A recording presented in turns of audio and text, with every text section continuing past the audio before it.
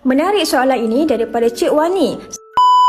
Salam, caranya macam mana tu nak dapat? Bagi tuan-puan yang nak tahu jawapannya, kena tengok video ini sampai habis dan save video ini untuk rujukan yang akan datang. Pertama, tuan-puan kena daftar dahulu akaun Emascape Public Go di link bio saya ataupun isi di beg biru untuk saya bantu pendaftaran akaun emas cara percuma. Kedua, aktifkan akaun Emascape Public Go serendah RM100 ataupun 1 gram. Jika tuan-puan target 290 gram ini, boleh kumpul 4.2 gram setiap bulan cara konsisten selama 5 tahun. Cukup 5 tahun akan terkumpul sebanyak 252 gram emas ini. Jika tuan-puan ada simpanan sebanyak RM101,000 dalam ASB ataupun tabung haji, boleh alihkan kepada emas 250 gram emas ini. Semua ikut kemampuan masing-masing. Jika nak kumpul 1 kilogram emas ini dalam tempoh 8 tahun, tuan-puan boleh kumpul 10.5 gram setiap bulan secara konsisten. Cukup 8 tahun, tuan-puan dah ada 1008 gram dalam akaun Emascape. Jika tuan-puan ada simpanan di ASB ataupun tabung haji sebanyak RM443,000, boleh bekukan terus kepada 1